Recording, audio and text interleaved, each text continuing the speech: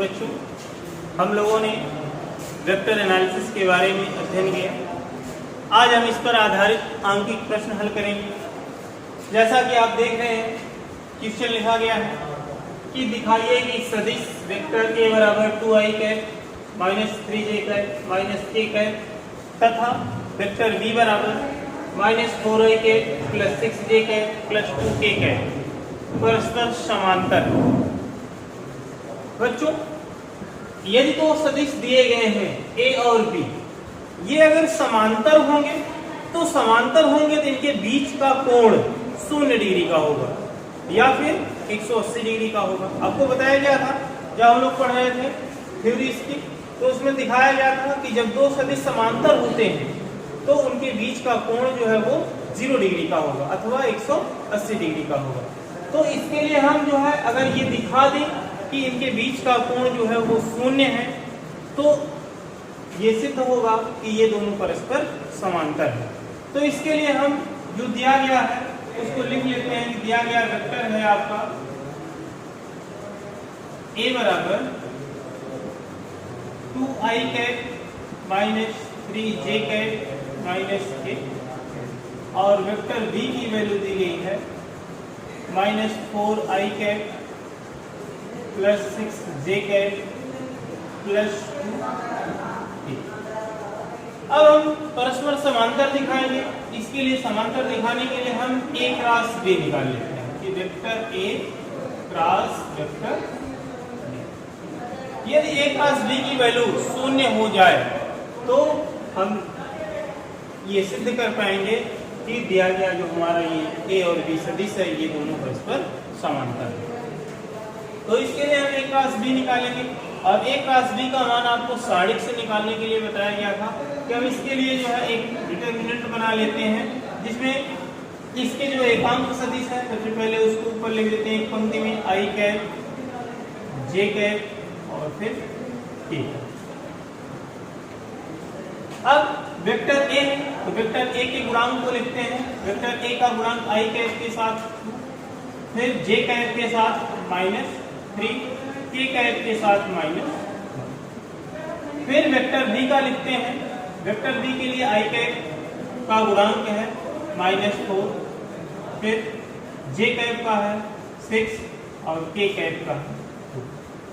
अब इसको हल करेंगे तो हल करने के लिए आपको बताया गया था क्या कि सबसे पहले हम i कैप लिखेंगे। तो यहाँ से i कैप लिखेंगे।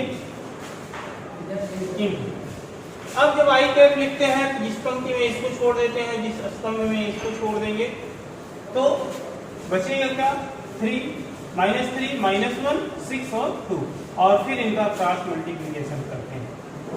तो इसका क्रॉस मल्टीप्लिकेशन करेंगे माइनस 3 इंटू 2 हो जाएगा माइनस 6, फिर माइनस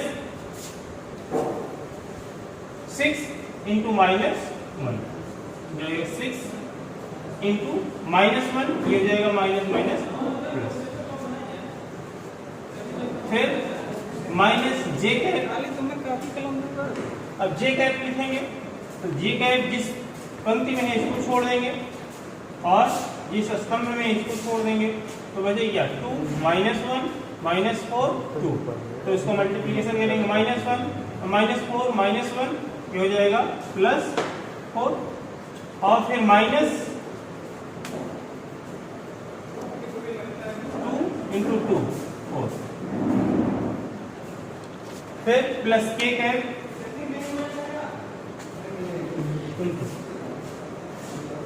अब k कैप लेंगे तो ये स्तंभ और ये वाली पंक्ति छूट जाएगी, बचे क्या 2 माइनस 3 माइनस 4 6। इसका मल्टीप्लिकेशन करेंगे 2 इंटू 6 12 और फिर minus 4 into minus 3 plus 12 minus. अब इसको ऐड करेंगे, ये जो है सब्ट्रैक्ट हो जाएगा और इसकी वैल्यू क्या आ जाएगी 0 i cap minus 0 j cap plus 0 k cap. यानी इनके सभी के परिमाण क्या है 0 है, अर्थात इसमें जो है वैल्यू आई वो क्या है जीरो वेक्टर आते हैं। ए क्रॉस बी की वैल्यू जो है वो जीरो मिल गई, तो अगर ये जीरो आ गया तो इसका मतलब कि दिया गया सदिश ए और बी जो है वो समांतर है, क्योंकि ए और बी के परिमाण, दोनों के परिमाण दिए गए, परिमाण इसके शून्य नहीं है। तब क्या शून्य होंगे? आपने पढ़ा था कि vector A cross vector B is equal to A B sine theta into unit vector of, जहां यूनिट वेक्टर डायरेक्शन व्यक्त करता है, ए बी क्या है? ए और बी के परिमाण है। तो आप देख रहे हैं जो दिए गए सदिश इसमें परिमाण है कि इसका परिमाण ये दिया गया, बी का परिमाण ये दिया गया, तो इसके परिमाण शून्य नहीं है। फिर भी वेक्टर क्या हो रहा है? ए क्रॉस बी जीरो हो रहा है। इसका मतलब क्या? इसमें जो थीटा की वैल्यू है ये जो है जीरो हो रही है, और जब थीटा की वैल्यू जीरो हो रही है, ए क्रॉस बी का मान जीरो मिल रहा है, तो सदिश जो ए और बी दोनों हैं ये एक दूसरे के समांतर हैं। आइए अब दूसरा क्वेश्चन देखते हैं। दूसरा क्वेश्चन है बच्चों, यदि सदिश वेक्टर ए बराबर 3i के प्लस 3j का माइनस 3k का तथा सदिश वेक्टर बी बराबर 7i के माइनस 5j का प्लस 2k का हो, तो a डॉट बी तथा ए क्रॉस वेक्टर बी का मान ज्ञात कीजिए। तो इसमें पूछा जा रहा है ए डॉट बी का मान, तो ए डॉट बी का मान निकालने के लिए वेक्टर ए बराबर दिया गया है, वेक्टर ए दिया गया है 3i के प्लस 3j के माइनस 3k के, और वेक्टर बी की वैल्यू दी गई है, vector B is equal to 7i के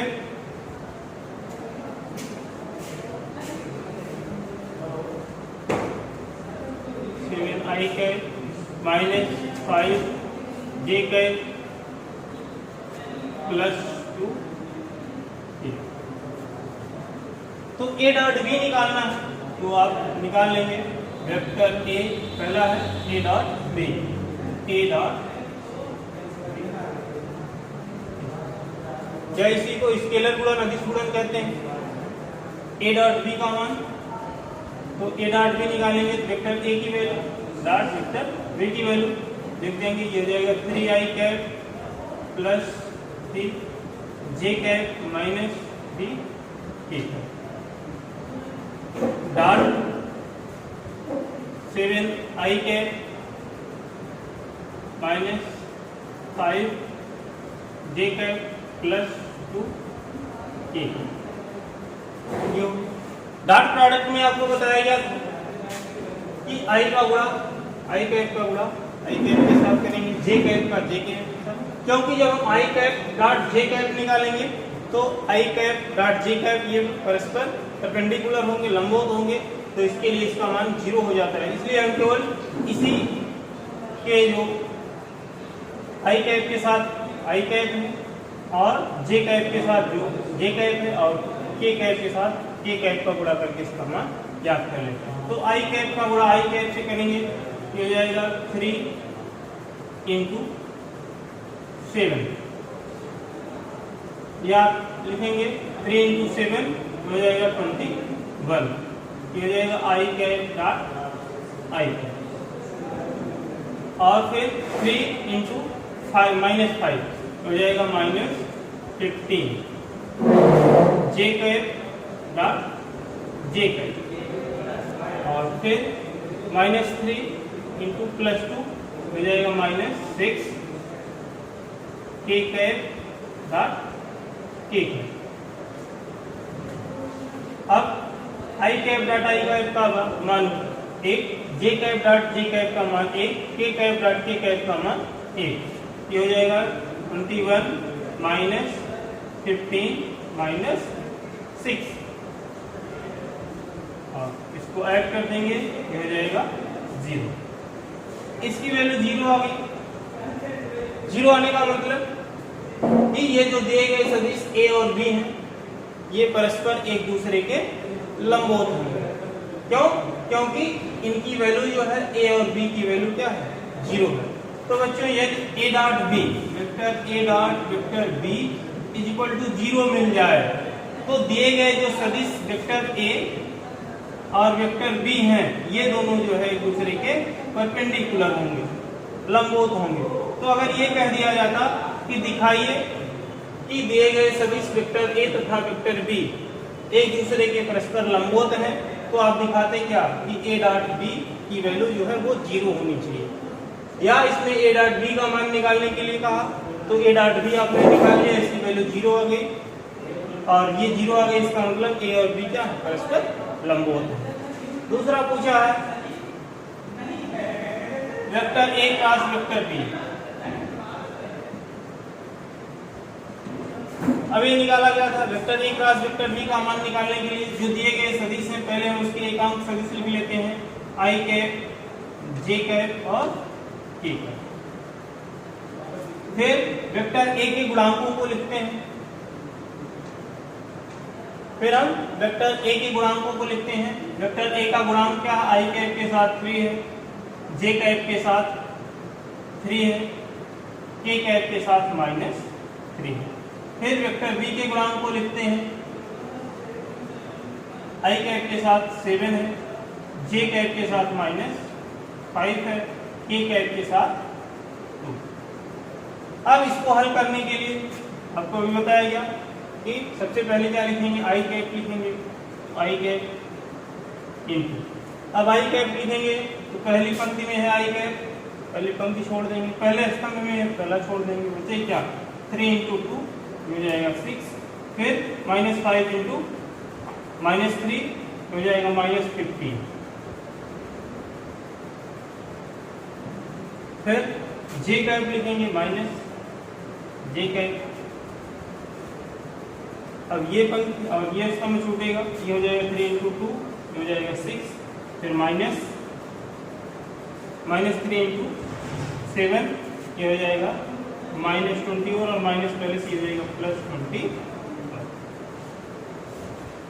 फिर के कैप लिखेंगे प्लस के कैप, ये हो जाएगा 3 × -5 हो जाएगा -15 माइनस, और ये हो जाएगा 3 × 7 हो जाएगा -20। अब सॉल्व कर लीजिए, ये हो जाएगा -9 आई कैप और ये हो जाएगा -27 जे कैप, हो जाएगा -36। ठीक, तो इसका जो सोल्यूशन है ए क्रॉस बी का मान ये आ गया -9 आई कैप, -27 जे कैप, -36 के कैप।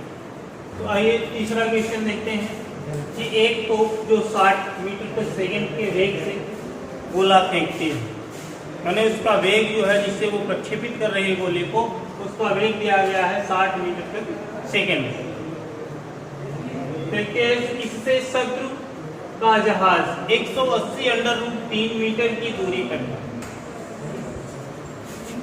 यदि g बराबर 10 मीटर पर सेकंड स्क्वायर हो तो ज्ञात कीजिए। पहला लिखा है कि गोले को क्षैतिज से किस कोण पर फेंके कि जिससे वह जहाज पर गिरे। माने अगर 60 मीटर पर सेकंड के वेग से किसी तोप से गोला दागा जा रहा और इतनी दूरी पर यानी 180√3 मीटर की दूरी पर वो जहाज है, तो इससे जाकर के टकरा जाए ये गोला, किस कोण पर फेंके, कोण का मान ज्ञात करना है। तो इसमें दिया गया है कि तोप का वेग, माने किस वेग से जो है तोप गोला फेंक रही है। तो इसका प्रारंभिक वेग लिखा है u बराबर 60 मीटर पर इतने वेग से फेंकेंगे। क्षैतिज से दूरी यानी इसका क्षैतिज परास दिया गया,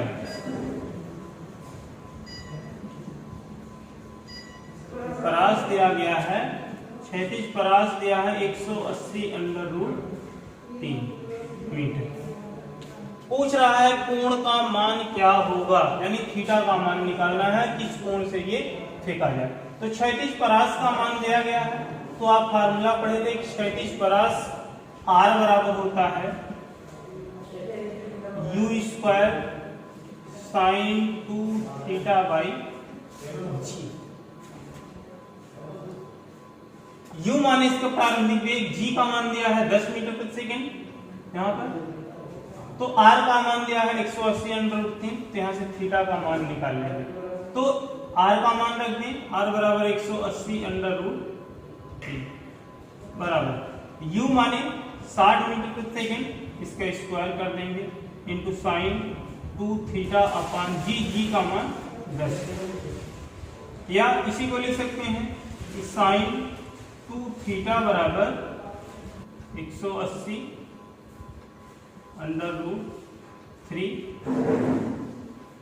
इंटू 10/6 60 यानी 60 का स्क्वायर है, तो 60 का स्क्वायर लिखेंगे 60 गुणे 60,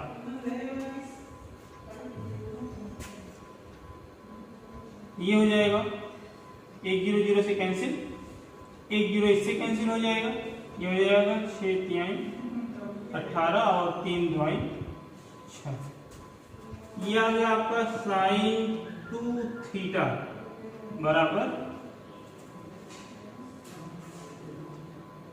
√3/2, और √3/2 ये किसका मान है, साइन 60, साइन 2 थीटा बराबर साइन 60, तो 2 थीटा का मान किसके बराबर है, लिखा क्या है 2 थीटा बराबर 60,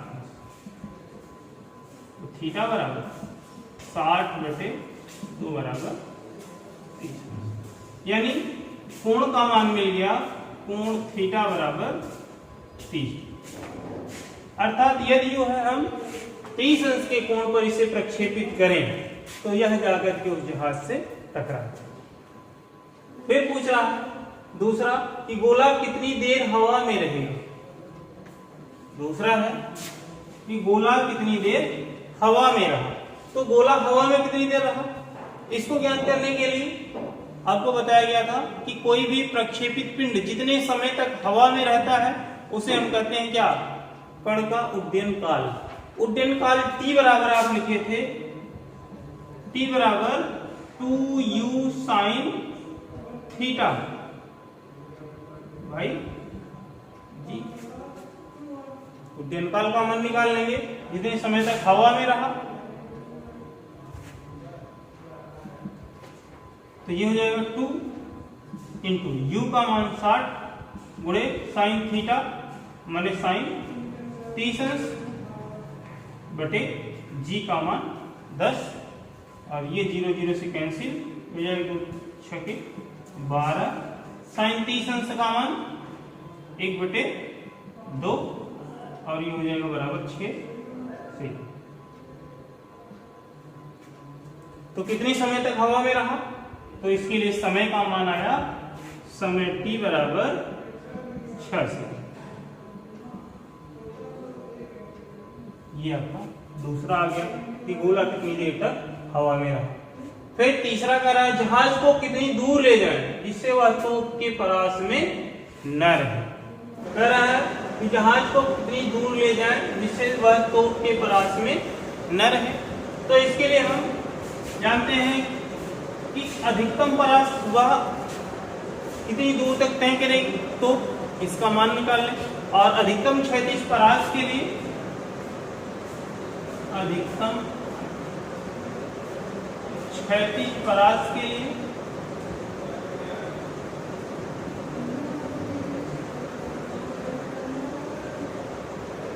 R बराबर आप देखते हैं u²/g,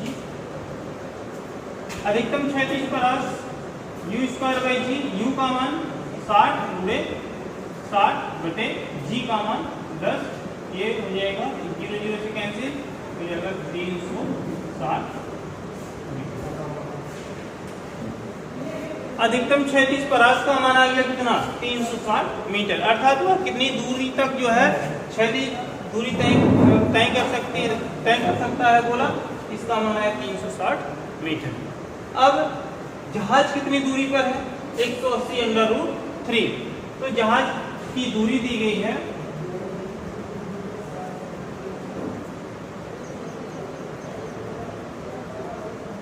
180/3 3 और वह दूरी कितना कवर कर सकती है 360 मीटर। या इसी को लिख सकते हैं √3 का मान रख दें 180 गुणे √3 का मान 1.73 और मल्टीप्लाई कर देंगे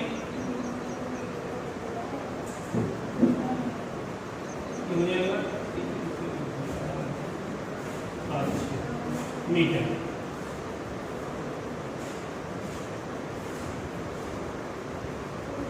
अब कितनी दूरी पर वो पहले से जहाज स्थित है वह कुल दूरी कितना कवर कर सकती है 360 मीटर। तो उसे कह रहा है कितनी दूर ले जाएं, तो उसके लिए जो है कितनी दूरी ले जाएं इसका मान याद करने के लिए मैंने उसको और कितना अधिक दूरी कर दिया जाए ताकि उस पर जो है गोले न गिर सके। तो इसके लिए जो है हम क्या करेंगे 360 माइनस 311.76 घटा देंगे इसमें से और ये हो जाएगा कितना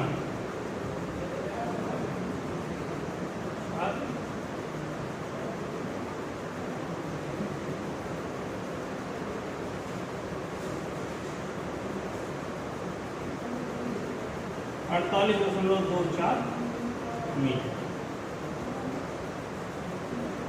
तो इस तरह से हम जो दिया गया है सबसे पहले उसको देखेंगे, फिर जो पूछ रहा है उसके बारे में हम इस तरह से गणना कर लेंगे।